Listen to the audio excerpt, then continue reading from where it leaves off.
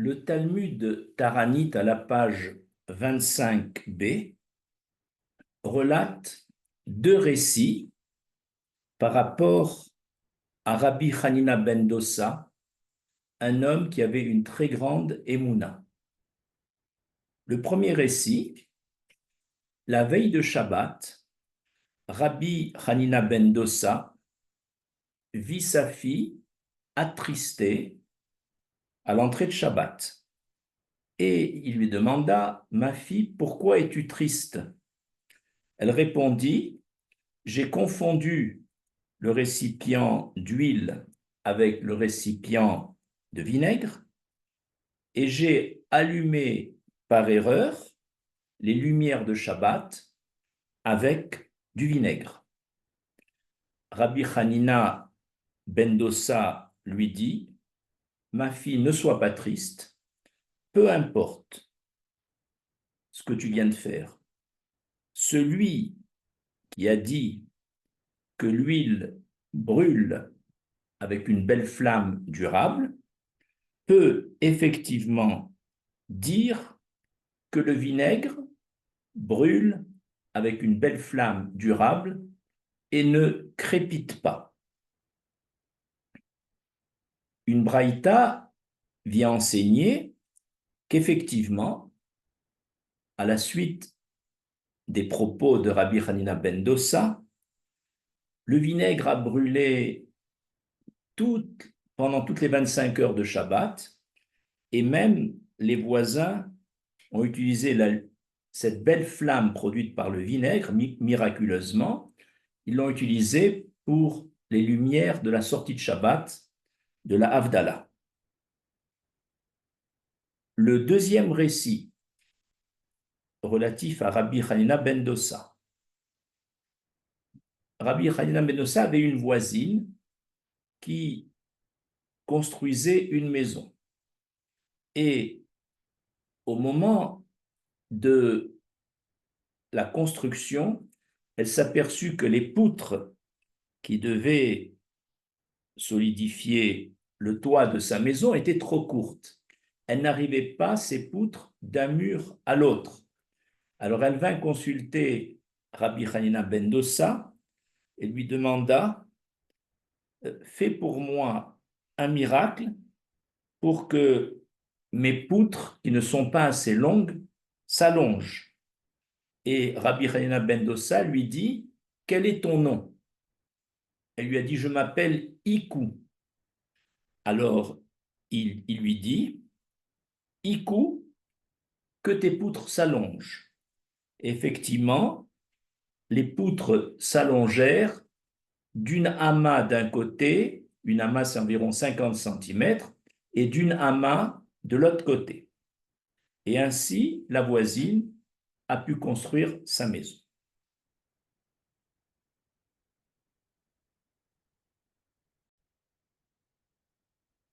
Chacun de ces deux récits suscite trois questions. Commençons par le miracle du vinaigre qui a brûlé comme l'huile. La première question qu'on peut se poser, pourquoi la fille de Rabbi Hanina ben Dossa était-elle triste à l'entrée de Shabbat? On ne comprend pas cette tristesse parce que si vraiment, par l'erreur qu'elle a faite en confondant l'huile et le vinaigre, première hypothèse, si elle a allumé suffisamment longtemps avant l'entrée officielle de Shabbat, alors elle aurait pu vider la coupe de son vinaigre et la remplacer par de l'huile et il n'y aura aucune raison d'être triste.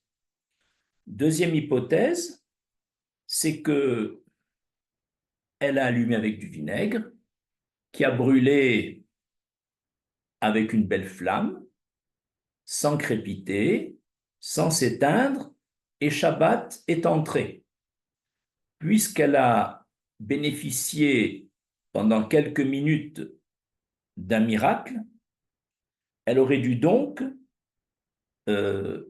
ne pas s'attrister, puisque la lumière est déjà allumée et le miracle s'est réalisé devant ses yeux.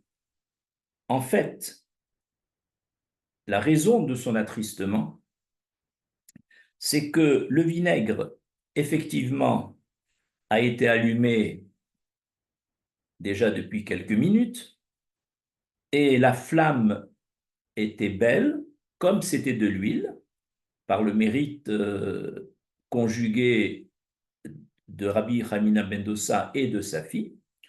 Et la flamme ne s'est pas éteinte, elle n'a pas crépité. Et lorsqu'elle a vu ce miracle, pourquoi était-elle triste? Parce qu'elle se dit peut-être ce miracle ne va pas durer. Peut-être ces lumières ne vont pas rester allumées jusqu'à le repas du soir de Shabbat, parce qu'elles doivent être allumées jusqu'à ce moment-là. Et c'est pourquoi qu'elle était triste. Peut-être que ce miracle ne durera pas. La deuxième raison que l'on peut donner, c'est que elle s'est dit, nous avons nous avons bénéficié de ce miracle, mais un miracle se paye dans notre capitale du monde futur. Donc elle était triste que par son erreur, l'Éternel a accompli un miracle pour que dans ce foyer, les lumières de Shabbat brillent avec le même éclat que l'huile, mais il y a un principe que lorsqu'on reçoit un miracle, cela se paye sur notre capital du monde futur. Donc, elle avait sa tristesse vient qu'elle va perdre une partie de la récompense de ses mitzvot et de celle de son père. Voilà les deux raisons de son attristement. Deuxième question. Comment Rabbi Hanina ben Dossa, en disant à sa fille que celui qui a ordonné à l'huile de brûler avec une belle flamme durable peut ordonner la même chose au vinaigre de brûler avec une flamme limpide et durable.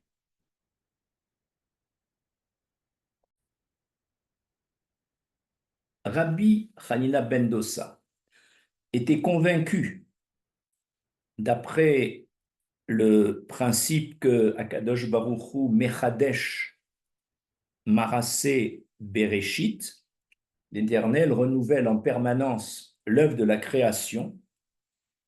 Il savait que Dieu avait donné à l'huile cette propriété physique d'être un bon combustible qui brûle d'une flamme limpide, durable, sans crépiter, alors qu'il a donné au vinaigre une flamme non durable et qui s'éteint très vite en crépitant.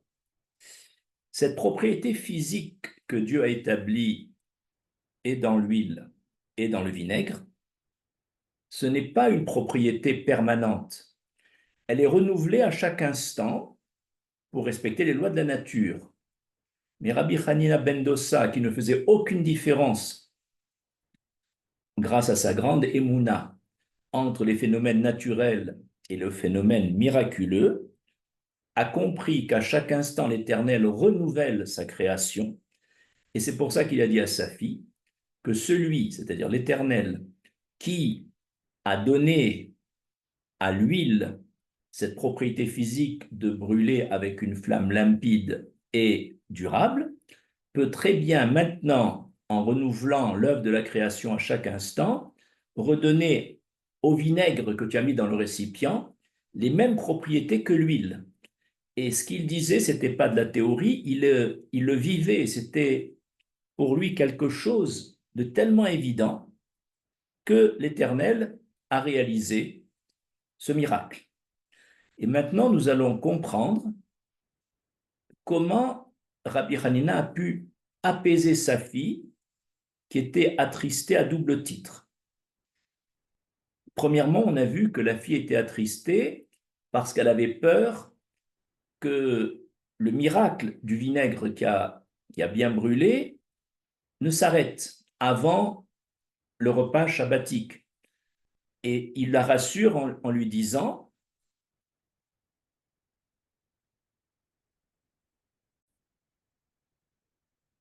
celui qui a dit à l'huile de brûler peut enjoindre au vinaigre de brûler de la même façon, c'est-à-dire que, rassure-toi, le vinaigre aura la même durée de combustion que l'huile et la même flamme.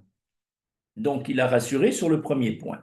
Quant au second point qui attristait sa fille, c'est-à-dire que leur capital, leur récompense dans le capital accumulé dans le ciel va diminuer pour payer ce miracle, il lui répond, étant donné que pour moi, il n'y a aucune différence entre l'huile qui brûle naturellement et le vinaigre qui brûle par miracle, je ne fais aucune différence entre le teva, la nature, et le nes, le miracle. Donc, cette amputation en cas de miracle du capital n'existe pas pour ceux qui pensent qu'il n'y a aucune différence entre la nature et le miracle, c'est-à-dire à ceux qui pensent que même la nature est un phénomène miraculeux, si ce n'est qu'il n'est répétitif. C'est comme ça qu'il a pu euh, apaiser sa fille. De plus, on peut se poser la question, pourquoi Rabbi Hanina ben Dossa est-il passé en demandant que le vinaigre brûle comme l'huile par un miracle? Il aurait pu éviter un miracle peut-être inutile. En fait, puisque pour Rabbi Hanina ben Dossa, il n'y avait pas de différence entre le naturel et le miraculeux, il n'y avait pas une raison de préférer l'un à l'autre. C'est pourquoi il a laissé faire le miracle du vinaigre qui a brûlé comme l'huile. Troisième question, comment la fille de Rabbi Hanina ben Dossa a-t-elle pu profiter d'un miracle alors que cela est interdit? Nous allons en donner deux raisons.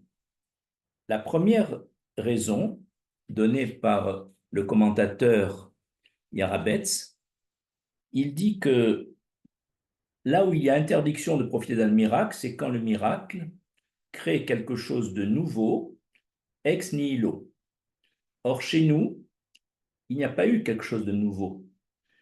Il y a eu transformation d'un mauvais combustible, le vinaigre, en un bon combustible. Certes, c'est miraculeux, mais dans ce cas, il n'y a pas eu de changement de la nature du produit, c'est la propriété qui a changé, et alors cela reste permis d'en profiter, de tirer une anna. La deuxième raison qu'on peut donner, c'est que l'épouse de Rabbi Hanina ben Dossa avait allumé sa propre lampe avec de l'huile. Et donc, dans le foyer, il y avait déjà les lampes de Shabbat allumées avec de l'huile qui ont fonctionné. Et donc, le fait que la fille a allumé ses propres lampes de Shabbat avec du vinaigre, ça ne s'appelle pas profiter des nérodes, puisque les nérodes à l'huile étaient déjà allumés. C'était la théorie du commentateur Ben Ishraï. Nous allons passer maintenant au deuxième récit, des poutres qui se sont allongées. Là aussi, nous avons trois questions. Première question, pourquoi Rabbi Hanina ben Dossa demande-t-il le nom de sa voisine avant de prier pour que les poutres s'allongent? Il y a un principe que lorsqu'on prie en faveur d'une personne, si elle est présente devant vous, il n'est pas nécessaire de mentionner son nom. Par exemple, quand Moshe a prié pour la guérison de Myriam atteinte de lèpre, eh bien, Moshe a dit Elna refanala, Elna refanala, c'est-à-dire Dieu guéris-la, s'il te plaît.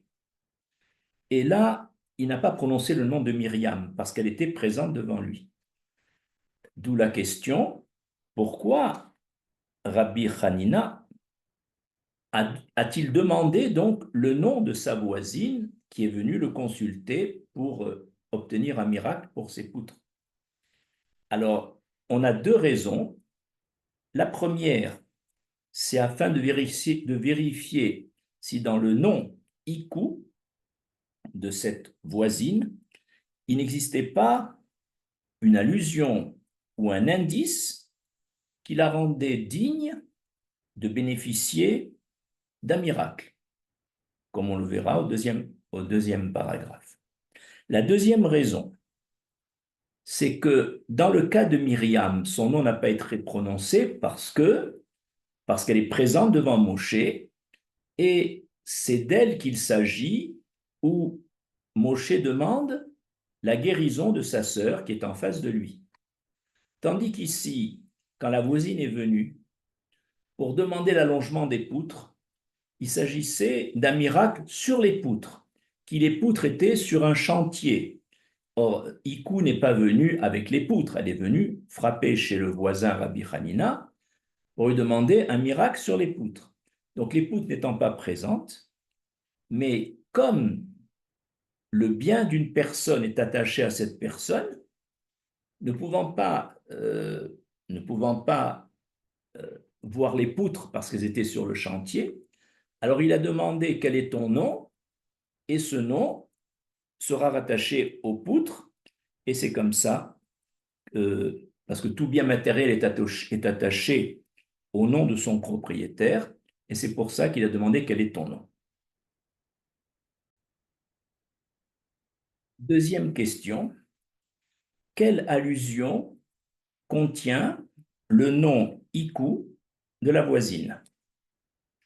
D'après le commentateur Ben Ishraï, le nom Iku de cette femme peut être décomposé en deux blocs, I, Aleph et Yud, qui est formé de la première lettre et de la dernière lettre du nom divin Adoshem associé à la miséricorde.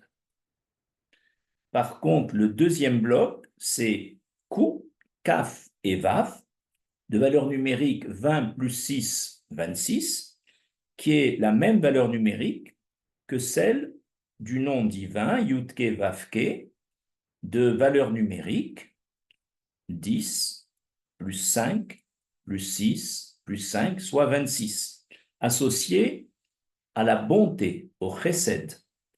Et ainsi, Rabbi Hanina ben Dosa, dans le nom Iku, il y a vu le pouvoir des deux noms de l'Éternel, Ado Shem et Yudke Vavke, qui sont associés respectivement à la mida de miséricorde, Rachamanut, et à la mida de bonté, de chesed, et il s'est dit, puisque cette femme porte en allusion les deux noms, c'est qu'il y a une possibilité de prier pour elle, pour que les poutres s'allongent, et effectivement, elles se sont allongées miraculeusement.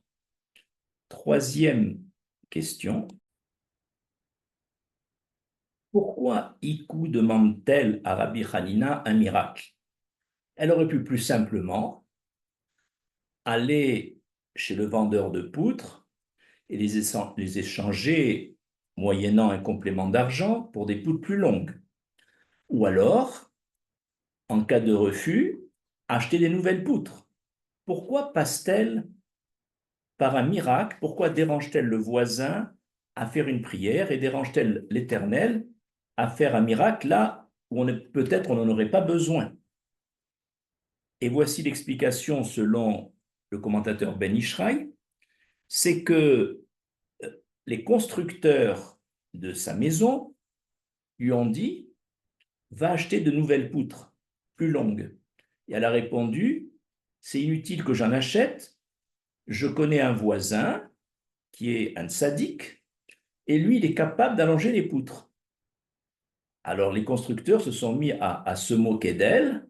Est-ce que tu crois encore à ces bêtises? Alors c'est pour ça qu'elle a tenu, bien qu'elle avait les moyens d'acheter d'autres poutres, à aller chez Rabbi Hanina ben Dossa. Elle l'a mis au courant de l'attitude moqueuse des constructeurs. Elle a demandé donc ce miracle afin d'impressionner ceux qui n'y croyaient pas. Et donc, elle a fait par cela un acte de Kiddush Hashem, de sanctification du nom divin, où le tzaddik, l'Éternel, lui donne le pouvoir de faire des miracles quand on a le niveau de Emouna de Rabbi Hanina ben Dossa. Il est intéressant de remarquer que dans les deux récits, il y a un but commun, c'est la diffusion, la publicité de ce miracle. Dans le cas du vinaigre qui a brûlé pendant 25 heures, afin que les voisins aient le temps d'assister à ce miracle, et parce que le miracle aurait pu rester jusqu'au repas du vendredi soir. Et alors, pour quelle raison le miracle s'est perpétué? C'est pour que les voisins le sachent. C'est la même chose pour la maison. Les gens ont appelé cette maison la maison où Rabbi Hanina a prié pour que les poutres dépassent. Et les poutres ont même dépassé le mur. Et c'était ça le but commun des deux récits. Je vous remercie.